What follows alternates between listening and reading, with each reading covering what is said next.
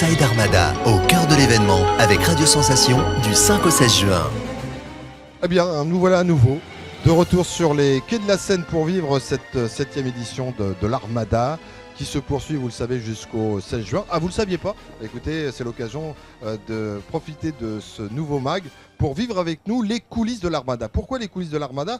C'est la ligne édito qu'on a choisi de développer. Et si on a choisi de la développer, c'est parce qu'en fait, on est en partenariat avec le Club de la presse et de la communication de Normandie qui, tout au long de l'année, essaye de sensibiliser les jeunes sur des médias, comment mieux apprécier les reportages ou découvrir ce que c'est qu'une fake news.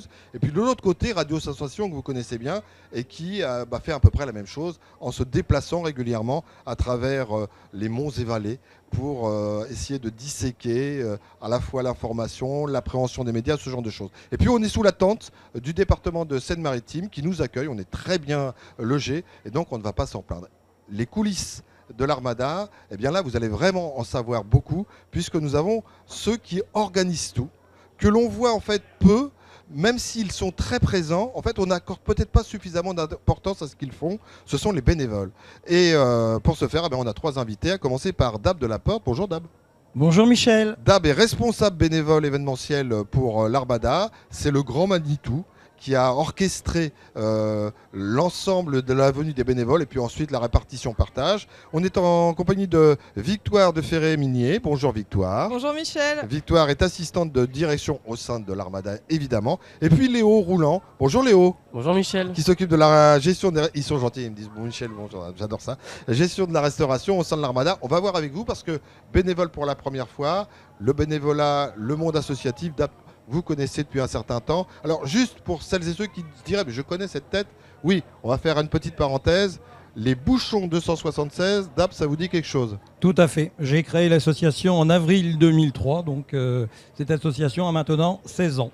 Et donc pour rappeler pour les 1 ou 2 qui ne sauraient pas exactement de quoi il s'agit. Alors l'association Bouchons 276 vient en aide aux personnes en situation de handicap, quel que soit le handicap, et on a choisi la collecte des bouchons et des couvercles en plastique pour donc apporter des aides, puisque les bouchons sont recyclés. Une tonne, c'est 250 €, et avec les 250 €, on finance des aides dans tous les domaines pour les personnes en situation de handicap qui habitent la Normandie. Alors ça, c'est pour la casquette, j'allais dire, à l'année quotidienne de Dab de la Porte, et puis il y a celle sur un événementiel international, l'Armada, où Dab, là, vous êtes responsable bénévole événementiel Armada. Comment on devient, comment on occupe ce poste-là? On lève la main parmi les autres et on dit... Est-ce que je pourrais tenter de par mon expérience? Plusieurs fois par mon association, j'ai rencontré Patrick Air, donc le président fondateur de l'Armada. Je lui ai proposé mes services, j'ai dit tiens, ça me ferait plaisir de revenir à l'Armada. Et puis on s'est rencontrés, il m'a proposé différents postes. Je me suis dit tiens, pourquoi pas, responsable bénévole événementiel. Et petit à petit, comme ça, j'ai fait mon petit chemin parmi les nombreux bénévoles qui sont présents sur cette Armada 2019. Alors justement, vous avez raison de préciser, revenir, parce qu'il y a 11 ans, 2008, vous étiez déjà sur l'Armada, mais vous occupiez de l'Armada du fleuve. En 2013, je ne dirais pas que vous faites l'impasse, mais vous êtes toujours présent, mais à travers votre association. Et là, vous devenez donc à gérer l'ensemble des bénévoles. Il y en a combien de bénévoles? Il y en a près de 500 pour l'association l'Armada de la Liberté. C'est une petite ville.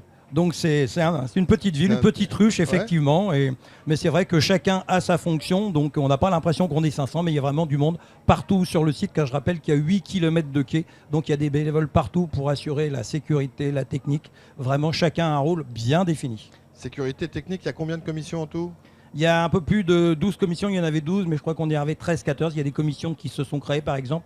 Il y a un responsable de ce qui est vélo et scooter électrique pour que les bénévoles puissent se déplacer en cas d'urgence sur le site pour aller résoudre un problème, on va dire.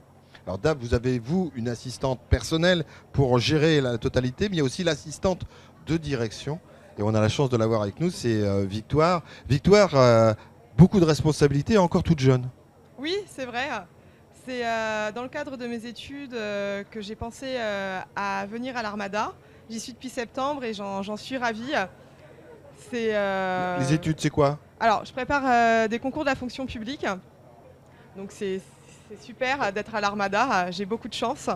Et je vais rebondir sur ce qu'a dit Dab. c'est vrai qu'on est une grande famille et j'ai beaucoup de chance d'être dans cette structure familiale entourée de plus de 500 bénévoles. Assistante de direction, on a l'impression qu'il y a quelque chose qui pèse sur les épaules de Victoire là, parce que c'est quand même pas de la. Oui, c'est à la vrai. fois, il y a une bonne ambiance, mais c'est pas de la rigolade, quoi. C'est pas de la tarte, en effet. Donc, j'assiste le président. Voilà. Je prends des notes. Et Bah, après... Sur tous ces déplacements, sur les rendez-vous qu'il a. Oui, voilà, il y a sur la tous ces gestion déplacements, sur des courriers à rédiger. Et je ne suis pas seule. J'ai aussi Chantal Couetil qui est en charge de l'accueil, puisque avant il n'y avait pas d'accueil. De septembre à mars, il n'y avait pas d'accueil. Voilà, c'était nous, là-haut à la direction, qui c'était à nous de gérer l'accueil, donc répondre aux standards téléphoniques, gérer tous les mails et gérer la présence physique des personnes. Et là, on a de la chance d'avoir des bénévoles qui gèrent l'accueil. Donc du coup, nous, ça nous enlève une petite charge de travail et on peut vraiment s'occuper du planning du président et de répondre aux mails, la boîte principale qui est celle du secrétariat de direction. Alors, Victoire, première fois bénévole, oui. Il y a quand même des vrais défis, c'est un vrai défi à relever, c'est pas évident. La première fois que l'Armada démarre véritablement, bien dormi la nuit, juste avant le premier rendez-vous? Stressé ouais. Et impressionné et ému. Voilà. Dab, on a parlé effectivement de l'accueil, et l'accueil en fait il se trouve au niveau du hangar 23. Alors logiquement les gens ne sont pas censés y aller, mais ils sont bien accueillis parce que j'y suis allé faire un tour. Effectivement. Vous les accueillez, mais il se passe plein de choses, là, il y a une ruche. On est un petit peu à l'écart puisqu'on est derrière le musée maritime, pas loin de l'espace des concerts, donc le public vient pas forcément nous voir, mais effectivement tout le monde peut venir, s'il y en a qui viennent chercher des autocollants ou des flyers pour avoir le programme de l'événement. C'est possible, mais on accueille beaucoup de partenaires, on va dire la gendarmerie, la police, la SNSM. Il y a beaucoup de partenaires qui viennent au hangar 23, tout simplement pour prendre leurs fonctions, pour prendre les informations et savoir comment va se dérouler la journée, puisque tout est programmé. On a l'impression comme ça, tout est programmé vraiment. Alors je suis passé dernièrement justement et j'ai croisé Léo qui était en train de... Alors il se rappelle pas parce que je faisais ma petite taupe, ma petite souris. Il se rappelle pas ce qu'il faisait, ce qu'il disait. Il prenait un café en fait. Hein. Mais oui, c'est aussi un moment de se ressourcer quand on se retrouve au hangar 23. Vous Léo, vous êtes responsable de la gestion restauration. Ça vous est tombé dessus? Vous avez levé la main aussi quand on a dit tiens qui veut faire ça? On m'a chargé, oui, d'être avec Dab et Nathalie pour les aider et pour qu'il y ait plus de circulation et pour que ce soit plus fluide, plus souple. Plus fluide et qu'on perde moins de temps et qu'on soit mieux organisé. Donc il y a une quinzaine de commissions, il me semble. Oui. Et donc les grosses commissions, on les fait la veille pour le lendemain. Comme ça, on gagne beaucoup de temps parce que s'il faut faire tous les tickets, on perd énormément de temps.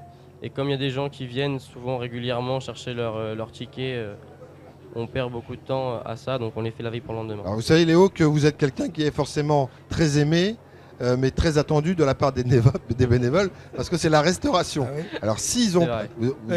il doit y avoir une certaine pression quand même à mon avis. Hein. Oui, c'est vrai.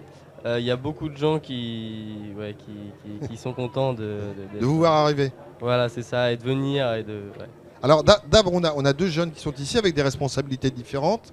Et le but, c'est vraiment aussi, parce qu'il faut dire la réalité, dans le monde associatif, on n'a pas toujours des jeunes. Et là, on a des jeunes qui viennent, qui ont compris que ce n'était pas que l'occasion de pouvoir monter sur les bateaux, qu'il va falloir y aller, donner de sa personne. Et je crois qu'il y en a un autre qui n'est pas là avec nous, mais qu'on a dû voir passer soit sur notre magazine, soit dans la partie magazine du soir, c'est Mathias. Oui, vous voulez parler de Mathias, tout à fait. L'histoire de Mathias qui était un armadien, c'est voilà, un concours. Tout à fait. Et qui en fait, alors lui, il s'est présenté 2 jours après l'élection.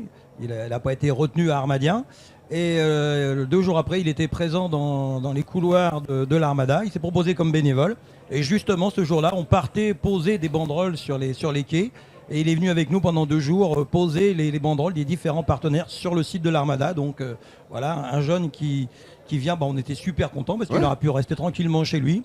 Et après, il s'est même proposé pour une autre fonction. On devait absolument aller récupérer des bracelets codés à Clichy. Et Mathias s'est proposé pour le samedi matin faire un aller-retour de toute urgence, aller chercher les bracelets codés chez notre partenaire Wizeven. Mais là, c'est hyper intéressant parce qu'on voit qu'en fait, il y a une école du bénévolat qui peut permettre à des jeunes de s'engager dans le monde associatif. Et ça se trouve, grâce à l'Armada, on va avoir des associations qui vont trouver des trésoriers. Parce que parfois, on a des jeunes, notamment dans le milieu sportif, ils ne se rendent pas vraiment compte qu'ils sont bénévoles. Ils disent, ah non, moi je viens parce que c'est mon sport. Mais quand on leur demande une place de trésorier ou de direction, on n'y va pas trop. Et là, ça peut être une très bonne école. Tout à fait, en sachant qu'il n'y a rien à gagner, on ne gagne pas de croisière, on n'a pas de repas, des soirées, on n'a rien du tout. On vient vraiment pour faire du bénévolat. Après, bon, c'est vrai qu'on rencontre de différentes personnes, ça peut faire un petit plus après à son agenda d'avoir participé à l'Armada. Ça fait une belle carte de visite justement pour les jeunes dans leur CV quand on marque qu'on a participé à l'Armada. C'est un plus, c'est certain.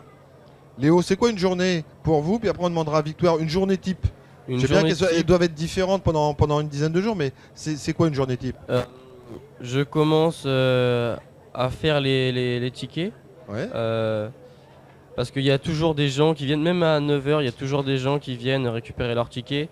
Et ce que j'essaie de... Il y a un planning pour savoir qui non, il n'y a pas de planning, c'est les gens, c'est une routine pour eux maintenant.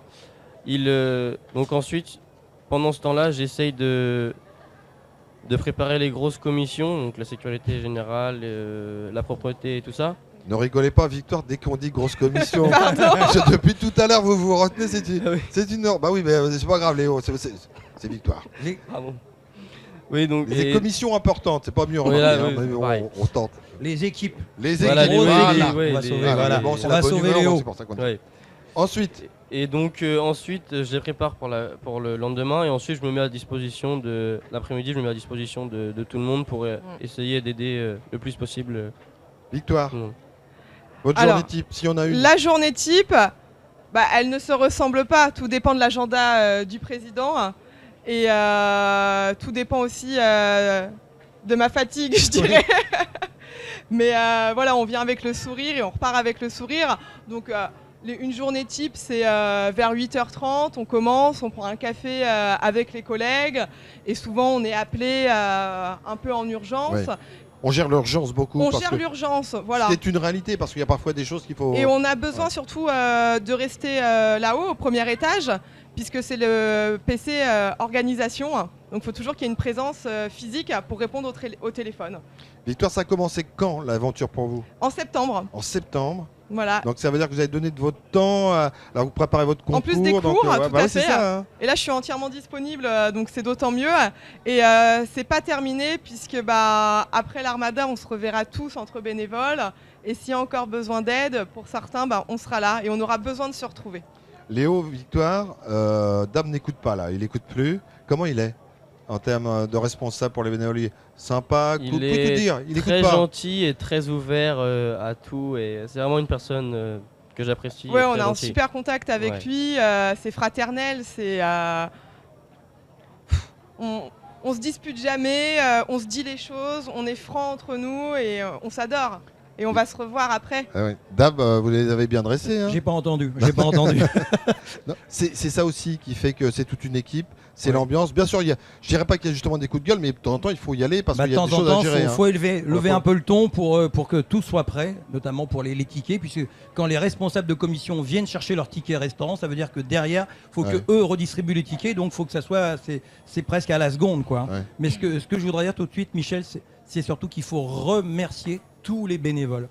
Sans ces bénévoles, il n'y aurait pas d'Armada, il n'y aurait pas d'association. C'est valable partout. Donc, encore une fois, je tiens vraiment à remercier tous les bénévoles qui sont présents sur le site de l'Armada. Et Patrick Herr l'a fait lors de son dernier discours. Hein. Voilà. On avait peur que l'émotion l'emporte parce qu'on sait qu'il peut être ému. Mais c'était ça qu'il voulait aussi dire, c'était de remercier depuis tant d'années tous ces bénévoles. Et puis, remercier aussi le directeur général, donc Philippe Chastre. Oui. Philippe Chastre et Benjamin Chaise qui sont aussi dans l'équipe de direction. Il faut penser à remercier toutes ces personnes. C'est vraiment chacun a un rôle important à l'Armada. Merci à tous. Dab, il nous reste très peu de temps. On ne peut pas cacher le fait qu'on vous voit partout. Vous êtes Monsieur Presse aussi.